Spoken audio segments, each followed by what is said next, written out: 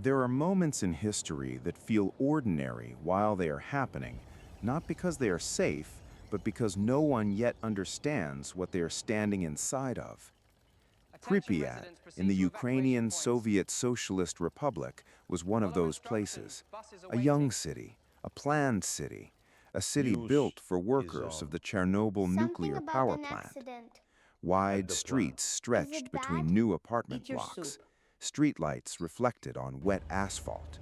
Windows glowed with quiet domestic life. On the night of April 26, 1986, the city was asleep or winding down. Inside kitchens, televisions still played softly. Inside apartments, people spoke quietly before bed. Outside, the wind moved through empty courtyards. Everything appeared stable. Everything appeared normal. But underneath this normalcy, a test was already in progress. Inside Unit 4 of the Chernobyl Nuclear Power Plant, engineers were performing a safety experiment, a procedure designed to simulate a loss of external power. It was supposed to be controlled, measured, safe, at least on paper. Inside the control room, the atmosphere was calm, too calm, perhaps. Operators sat in front of glowing panels filled with analog indicators. Needles moved slowly across scales marked in English. Lights flickered softly in response to system activity. There was no sense of urgency, only routine. And routine is often the most dangerous state a complex system can reach, because routine creates trust, and trust removes hesitation. The reactor system was designed to be predictable. Every variable had a range, every reaction had a model, every response had an expectation. Human operators were trained to maintain that balance, and for most of its operational life, it had worked. Inside the control room, a senior engineer reviewed the readings. He did not appear concerned. At first, the reactor output was slightly lower than expected, a minor deviation, within acceptable limits. A correction was made. Then another small fluctuation appeared. Still not alarming, still explainable, still normal. But the engineer paused slightly longer the second time he looked at the panel, not because of fear, because of recognition. Something about the behavior of the system did not match its expected pattern. It was subtle, almost invisible. But experienced operators learn to trust subtle things, not because they are always right, but because when they are wrong, the consequences are absolute. Outside the control room, the reactor continued its work. Water flowed through channels designed to cool the core. Steam moved through turbines generating electricity. Concrete absorbed the constant vibration of machinery. Everything was functioning. But function does not guarantee stability. The system began to drift further from its expected behavior. Can continue, not dramatically, even as control not all at once, lost, but gradually, like a conversation where one person slowly stops responding directly. The operators noticed. They adjusted parameters, they checked readings again, they recalculated. Each action still had a procedural explanation. Each decision still felt justified. But underneath those decisions, a quiet uncertainty began to grow. One technician leaned closer to the panel. Another rechecked a manual. There was no panic, only concentration. But concentration can sometimes be the first stage of fear, because it means attention has shifted away from routine and toward possibility. A possibility that something is not behaving correctly. A possibility that the model no longer fully describes reality. A senior operator spoke quietly. "We are seeing instability." The words were not dramatic, they were factual. But facts can be more dangerous than warnings when they arrive too late to prevent anything. Inside the reactor core, conditions were shifting faster than the instruments could fully reflect. Power distribution was no longer uniform.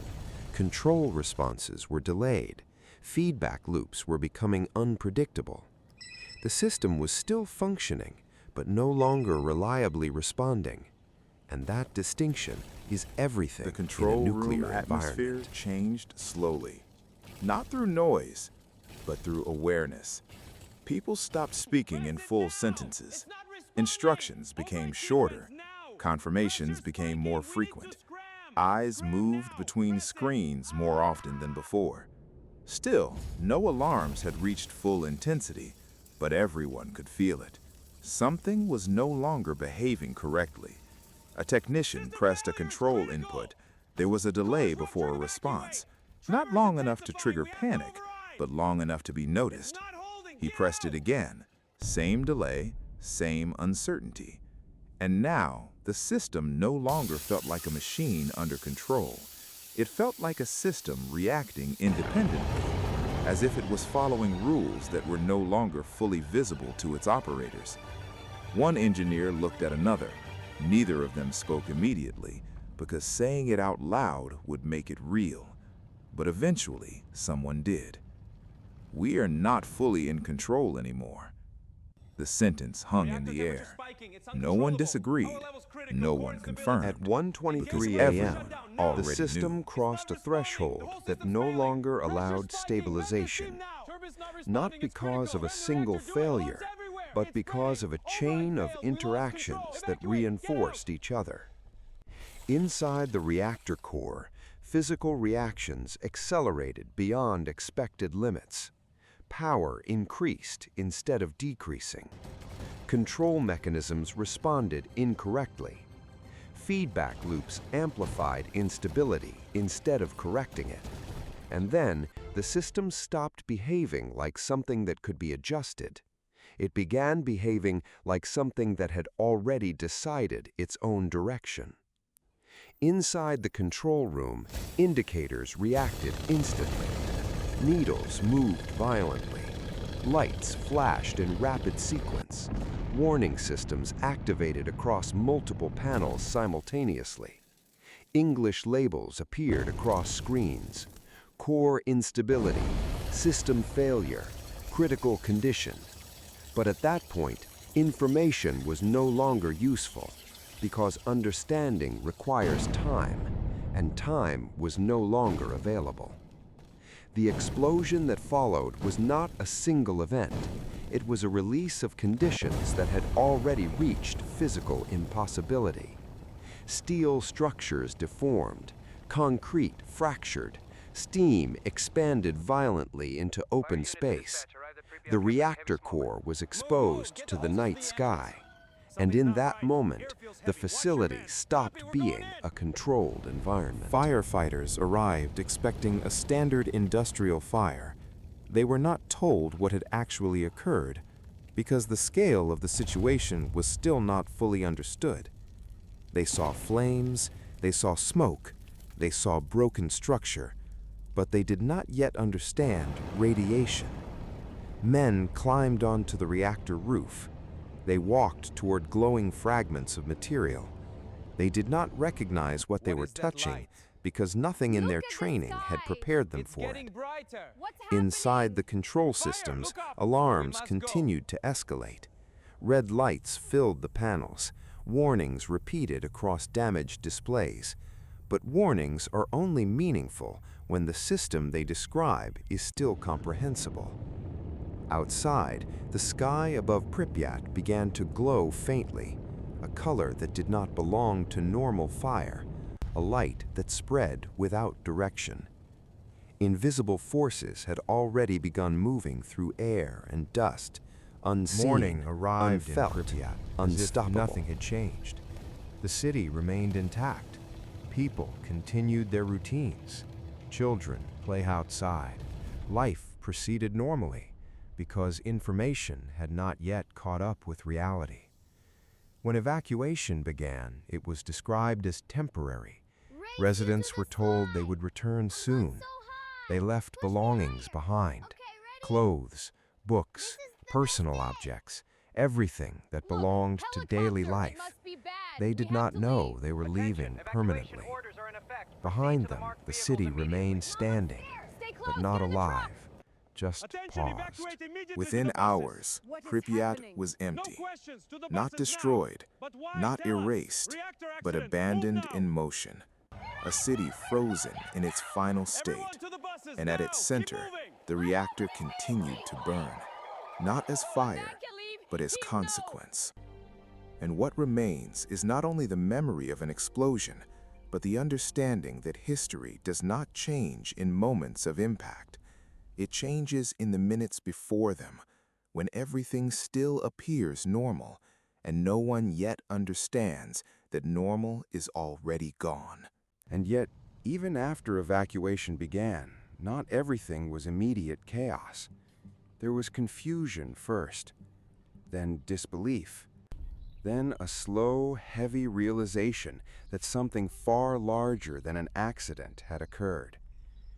Inside the administrative response systems, reports were still being processed in fragments. Some information contradicted itself. Some reports were incomplete. Some simply made no sense at all. People tried to interpret what had happened using normal logic, but nothing about the situation was normal anymore. In Pripyat, as buses moved through the streets, silence replaced conversation. People looked out of the windows at the city they believed they would return to. Some carried only small bags, others carried nothing at all.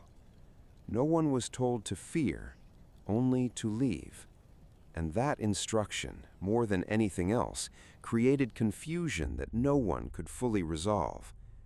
Because people do not leave their homes permanently for something described as temporary, not without understanding why, not without certainty. But certainty was not available that morning, only urgency and distance. As the buses drove away, the city slowly disappeared behind trees and fog. Apartment blocks faded into the horizon. Streets became empty geometry. And for a brief moment, everything still looked intact, almost untouched, almost safe. But that illusion did not last long, because what had been released from the reactor was no longer contained in any visible form. It was already in the air, already in the ground, already becoming part of everything the city once was. Back at the plant, emergency crews continued working under conditions they did not yet fully understand. Measurements were taken repeatedly. Radiation levels were checked again and again. Each new reading contradicted the previous one in severity. There was no stable reference point anymore. Only escalation, only worsening clarity. And still, even then, the full scale of the event was not immediately accepted, because accepting it would mean accepting consequences that extended far beyond engineering failure. It meant accepting that entire regions could no longer exist in the way they had before, that night would not end with cleanup, or repair, or recovery. It would end with absence, a different kind of ending entirely, one that does not restore order, but removes the possibility of returning to it. And in that silence that followed, long after the last bus left Pripyat, there was only one remaining certainty, that what had happened inside those final minutes would not stay inside those minutes. It would continue outward, into days, into years, into generations, until the moment itself stopped being an event and became memory.